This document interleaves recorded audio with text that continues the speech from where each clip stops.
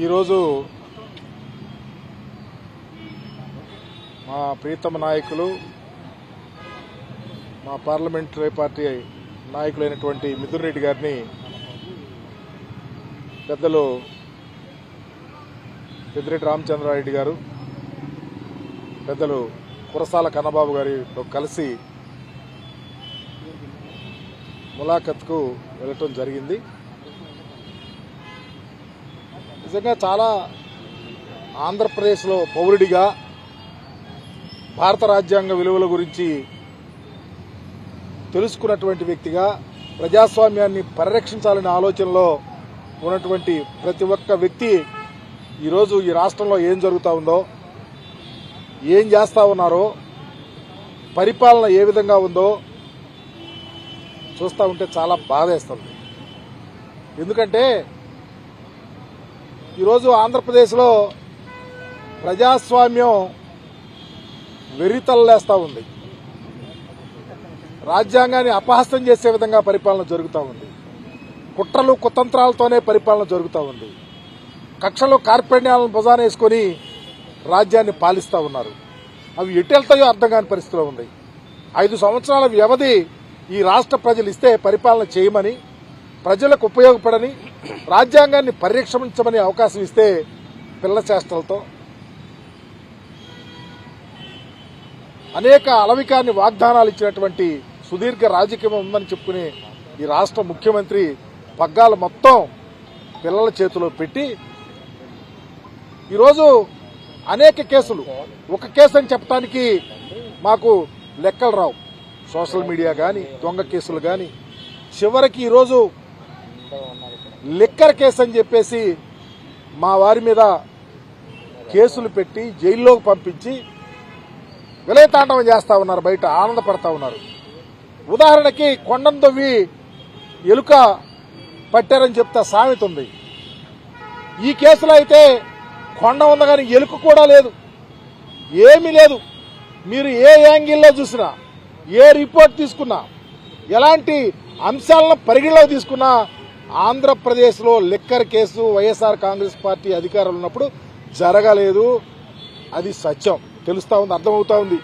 ఈరోజు మీరు ఇచ్చినటువంటి, మీరు దాఖలు చేసినటువంటి అంశాలు కానీ చివరికి బెయిల్ వస్తూ ఉంటే మా నాయకులకి సంబంధిత పీపీఎల్ను కూడా మీరు సకాలంలో పంపించకుండా భయప్రాంతాలు చేస్తున్న పరిస్థితి రాష్ట్రంలో చూస్తా ఉన్నాం. ఎందుకంటే పరిపాలన బాధ్యతాయుతంగా ఉండాలా. మేము అడుగుతా ఉన్నాం, మీరు పరిపాలన చేసినప్పుడు అప్పుడు కానీ ఇప్పుడు కానీ లిక్కర్ కేసులు ఈరోజు అనేకం జరుగుతూ ఉన్నాయి. చాలా అవినీతి జరుగుతూ ఉంది. మేము పరిపాలన చేసినప్పుడు మీకు లిక్కర్కి సంబంధించి ఎంత లాభాలు వచ్చినాయో, రాబడి వచ్చిందో, ఈరోజు ఎంత రాబడి వస్తుందో కూడా మీరు సమాధానం చెప్పాలి. దాంతోపాటు లైసెన్సులు కానీ లేకపోతే ట్యాక్సెస్ కానీ దాదాపు 100 కోట్ల రూపాయలు కలిపినా మా దగ్గర వచ్చినటువంటి ఆదాయం రాలా. అయినా వచ్చిన ఆదాయాన్ని ఈరోజు ఈ రాష్ట్ర ప్రభుత్వం ఎక్కడ ఖర్చు చూపిస్తా ఉంది, ఎక్కడ పెడతా ఉంది, ఎవరి జేబుల్లోకి వెళ్తా ఉన్నాయి, ఎవరు దీనికి బాధ్యుడని చెప్పే పరిస్థితి ఈ ప్రభుత్వానికి లేదు. ఎందుకంటే చాలా ఈరోజు విఘ్నులను కూడా వేడుకుంటా ఉన్నాం. ఈ రాష్ట్రంలో పరిపాలన సరళ మీద అవగాహనతో అందరికీ తెలియపరచండి. జగన్మోహన్ రెడ్డి గారి పరిపాలన ఏ విధంగా జరిగిందో, ఎంత అకౌంటబిలిటీతో పనిచేశాడో, ఎంత రాజ్యాంగబద్దంగా పనిచేశాడో, ఎంత ప్రజాస్వామ్యంగా నడిచిందో. ఈ రాష్ట్రంలో పేద ప్రజల యొక్క స్థితిగతులు మారినాయి. రాజ్యాంగబద్దంగా హక్కులు పరిణమిల్లినాయి. రైతులు ఒక ప్రక్క, విద్యార్థులు ఒక పక్క, పేదవారికి సర్వీస్ చేయాలని పెట్టినటువంటి అనేక కార్యక్రమాలను గాలికి వదిలేసావు నువ్వు. చివరికి ఆరోగ్యం కోసం కూడా ఆలోచించకుండా జగన్మోహన్ రెడ్డి గారు పెట్టినటువంటి తీసుకొచ్చిన 17 మెడికల్ కాలేజీలే లేవని చెప్తా ఉన్నావు. వాటిని ప్రైవేటు పరం చేయాలని చూస్తా ఉన్నావు. మీరు ఏ కార్యక్రమాన్ని సరిగా చేస్తా ఉన్నారో సమాధానం చెప్పే పరిస్థితిలో ఈ రాష్ట్ర ప్రభుత్వం ఉంది. అందుకనే ఈరోజు నిజంగా మేము మిథున్ రెడ్డి గారిని కలిసి వచ్చాం. ఇప్పుడే మా నాయకుడు చాలా ధైర్యంగా ఉన్నాడు. ఎందుకు మొక్కువని దీక్షతో ఉన్నాడు. ఇది వాళ్ళకి రాబోయే రోజుల్లో చెంపపెట్టు కాబోతా ఉంది ఈ కేసు. ఏమైనా ఉంటే కదా, దాంట్లో శాంటిటీ ఉంటే కదా మీరు పెట్టే కేసు. అందుకనే ఎవరూ అధైర్యపడాల్సిన పని లేదు. ఈ రాష్ట్రం ఈ జగన్మోహన్ రెడ్డి గారి యొక్క పరిపాలనకు చంద్రబాబు పరిపాలనకి నక్కకి నాగనోకానికి అంత తేడా ఉంది. సమాధానం చెప్పలేని స్థితిలో ప్రభుత్వం ఉంది. మేము అకౌంటబిలిటీతో పనిచేశాం. అదే మాకు శ్రీరామ రక్ష అవబోతా ఉంది. ఏ కార్యకర్త, ఏ నాయకుడు, ప్రజాస్వామ్యాన్ని కోరే ఏ వ్యక్తి అధైర్యపడొద్దు. చంద్రబాబు కుట్రలు కుతంత్రాలు త్వరలో బయటపొస్తాయి. రాబోయే ఎన్నికల్లో వీటన్నిటికీ సమాధానం దొరికిందని మీ ద్వారా తెలియపరుస్తా ఉన్నా. అందరికీ నమస్కారం. ఈరోజు రాజమండ్రి సెంట్రల్ జైల్లో మా పార్లమెంటరీ పార్టీ నాయకుడు, మా అందరికీ కూడా చాలా సన్నిహిత నాయకుడు, ఎందుకంటే ఈ గోదావరి జిల్లాలకి రీజనల్ కోఆర్డినేటర్ కూడా పనిచేసిన మిథున్ రెడ్డి గారు సెంట్రల్ జైల్లో ఇవాళ చంద్రబాబు నాయుడు గారి సర్కార్ అరెస్ట్ చేయడం ద్వారా ఇక్కడున్న విషయం మీ అందరికీ తెలుసు. ఆయన్ని ములాఖతులో కలుసుకోవడం కోసం పెద్దలు పెద్దిరెడ్డి రామచంద్రారెడ్డి గారు, పెద్దలు మాజీ మంత్రివర్యులు మేరుగు నాగార్జున గారు, నేను మేమందరం కూడా వెళ్ళాం. చాలా మేమైతే మిథున్ రెడ్డి గారి అరెస్టు ఆయన మాకు ఎప్పుడు చెప్తూ ఉండేవాడు. కొంతమంది మీద కక్ష సాధించాలనేది చంద్రబాబు నాయుడు గారి ఎజెండా ఖరారైంది. ఒకవేళ ఏదైనా పొరపాటున చంద్రబాబు అధికారంలోకి వస్తే ఆయన కక్ష సాధించాలనుకున్న జాబితాలో మా కుటుంబం ఉంటుందని ఎప్పుడు చెప్పేవాడు ఆయన. ఈరోజు అదే జరుగుతుంది అక్కడ. చాలా చిత్రం ఏంటంటే ఇదేది ఏదో ఇప్పటికిప్పుడు సీక్రెట్గా చేసిన వ్యూహ రచన కాదు ఈ ప్రభుత్వాన్ని. ఊరు వాడ తిరిగి ఒక రెడ్ బుక్ చూపించి, ఇదిగో నేను ఇందులో పేర్లు రాసుకున్నాను, వీళ్ళందరినీ హింసిస్తాం, కక్ష సాధిస్తాం, వీళ్ళ సంగతి తేలుస్తామని లోకేష్ గారు ఆ రోజే ఊరు వాడ తిరిగి చెప్పాడు ఆయన రెడ్ బుక్ చూపించి. ఆ రెడ్ బుక్లో రాసుకున్న పేర్ల ప్రకారం మేము కేసులు పెడతాం, మేము కక్ష సాధిస్తాం అనేది ఆ రోజే చెప్పాడు. దానికి అనుగుణంగా ఇవాళ కార్యాచరణ జరుగుతూ ఉంది. కానీ చాలా దురదృష్టం ఏంటంటే ఈ రాష్ట్ర ప్రజలు చేసుకున్న దురదృష్టం,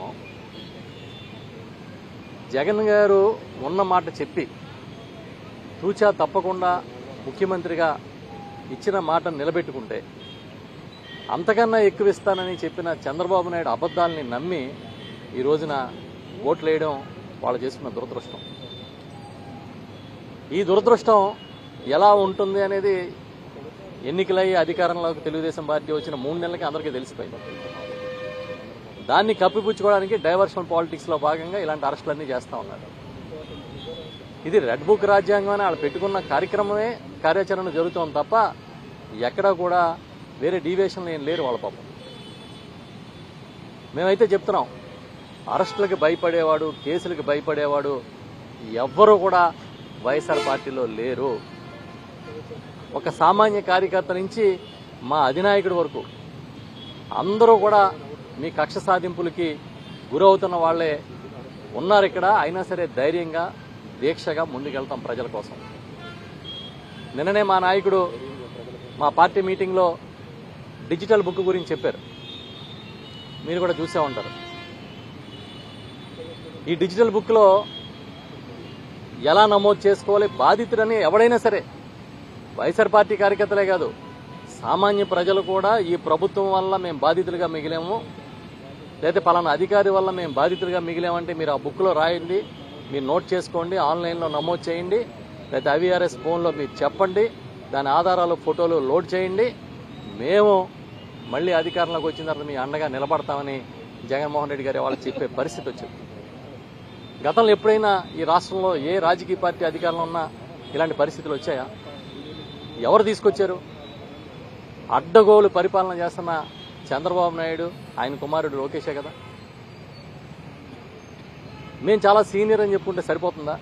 మీ సీనియారిటీ పరిపాలనలో పరిపక్వత కనిపించాలి కదా.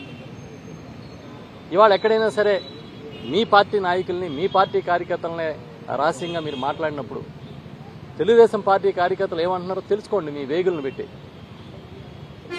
ఒక పరిపక్వతతో ఈ పరిపాలన సాగుతుందని వాళ్ళు చెబితే, మీకు కానీ వాళ్ళు సర్టిఫికెట్ ఇస్తే చాలా సంతోషం. సాక్షాత్తు అసెంబ్లీలో మీ భాగస్వామ్య పక్షాలే కాదు, మీ పక్షాలలో ఉన్న ఎమ్మెల్యేలు కూడా కడిగి ఆరేస్తున్నారు. మొన్నే బుచ్చి చౌదరి గారు మాట్లాడింది చూసాం. ఇదే రాజమండ్రి రూరల్ ఎమ్మెల్యేగా ఉన్నా. మీరు సమాధానం చెప్పగలిగారా దానికి?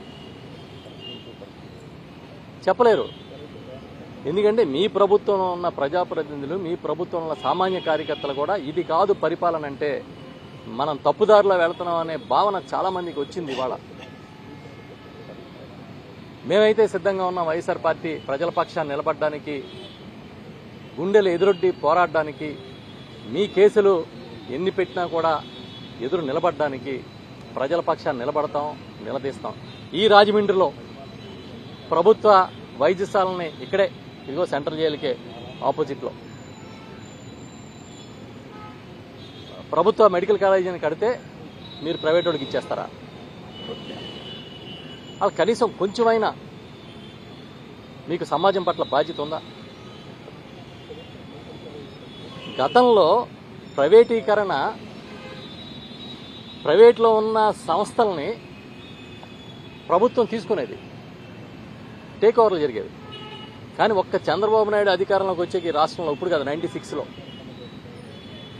మా కాకినాడలోని గోదావరి ఫెర్టిలైజర్స్ని అమ్మేయడం దగ్గర మొదలెడితే నిజాం షుగర్స్ దాకా అన్నీ ప్రైవేటీకరించడం తప్ప ఏ రోజైనా మీ ముద్రతో ఒక ఇండస్ట్రీ కానీ ఒక ఉపాధి కానీ తీసుకొచ్చగలిగారా? ఎందుకు తీసుకురాలేకపోయారు? పోనీ అవన్నీ ఒక ఎత్తు, ఉపాధి అవకాశాలు మీరు పోగొట్టి ప్రైవేట్ వాళ్ళకి అప్పగించేయడం ఆస్తుల్ని, దాన్ని కూడా మేము వేరేగా చూస్తాం. కానీ ఇవాళ పేద ప్రజలకు ఉపయోగపడే ఆరోగ్యాన్ని మీరు ప్రైవేటీకరణ చేస్తారంటే, ఆరోగ్యశ్రీని నామరూపాలు లేకుండా నాశనం చేస్తానంటే, అప్పుడు కూడా వైఎస్ఆర్ పార్టీ కళ్ళప్పగించి చూడడానికి సిద్ధంగా లేదు. మీరు మిథున్ రెడ్డి గారిని అరెస్ట్ చేసినట్టుగా ఇంకా ఎంతమంది నాయకుల్ని మీరు అరెస్ట్ చేసినా ఎవరు భయపడి పారిపోవడానికి సిద్ధంగా లేరు. ఇప్పుడే పెద్దిరెడ్డి రామచంద్రారెడ్డి గారితో నేను మా నాగార్జున గారు మాట్లాడుతున్నప్పుడు ఆయన చెప్తా ఉన్నారు, ఆయన సీనియారిటీ, ఆయన అనుభవం, గతంలో ఎప్పుడన్నా ఇలాంటి సంఘటనలు జరిగాయా అని. మీరు ఎందుకు ఇంత కక్ష సాధింపుగా మీరు ముందుకెళ్తున్నారనేది ఇప్పటికైనా సరే ఆత్మ పరిశీలన చేసుకుంటే చంద్రబాబు నాయుడు గారు ఇది మంచిది, ఈ రాష్ట్రానికి మంచిది, ఈ ప్రజలకి మంచి జరుగుతుందని చెప్పి మేము భావిస్తా ఉన్నాం. మిథున్ రెడ్డి గారి అరెస్ట్నే కాదు, ఈ లిక్కర్ కేసుని తీసుకొచ్చి లిక్కర్ స్కామ్ అంటారు. వాళ్ళ గవర్నమెంట్లో జరిగితే స్కీమ్ అంట, ఈ గవర్నమెంట్లో జరిగితే స్కామ్ అంట. 2014-19 మధ్య లిక్కర్ కేసులు ఏమైనాయి? ఏమైనాయి ఆ కేసులోనే అడుగుతున్నాం మేము. తప్పు జరగకూడదు, టైం టు టైం అమ్మాలి, ఈ వినియోగం తగ్గించాలి, మద్యం వినియోగం అని చెప్పి జగన్మోహన్ రెడ్డి గారు ట్రై చేస్తే అది చాలా తప్పుగా చూపించారు. ఇప్పుడు మద్యం విక్రయాలు పెరిగి చాలా దారుణంగా, దుర్మార్గంగా ఎక్కడ పడితే అక్కడ తాగుతున్న పరిస్థితి కనబడితే ఇది ప్రభుత్వ విజయంగా చెప్తా ఉన్నారు. సిగ్గు అనిపించట్లేదా? మీకేమి సిగ్గు అనిపించట్లేదా? మద్యం వినియోగం పెరిగితే అది రాష్ట్ర అభివృద్ధిగా మీరు చూస్తూ ఉన్నారంటే మీ రాజనీతి ఏంటో అర్థమవుతుంది మాకు. వాటన్నిటినీ కప్పిపుచ్చుకోవడం కోసం ఇలాంటి అరెస్టులు, అక్రమ అరెస్టులు, నిర్బంధాలు, ఈ కార్యక్రమాలన్నీ మేము ముక్త కంఠంతో ఖండిస్తున్నాం. ఈ పరిపాలన జరుగుతున్న తీరు, పేదల మీద జరుగుతున్న దాడిని ముక్త కంఠంతో ఖండిస్తున్నాం. అదేవిధంగా మీరు చేసే అక్రమ అరెస్టులకి భయపడే ప్రసక్తి లేదు. వైఎస్ఆర్ పార్టీ చాలా స్ట్రాంగ్గా నిలబడుతుందని కూడా మా నాయకులు, మా కార్యకర్తలు గట్టిగా ప్రజల పక్షాన నిలబడతామని కూడా మరొకసారి చెప్తున్నాం.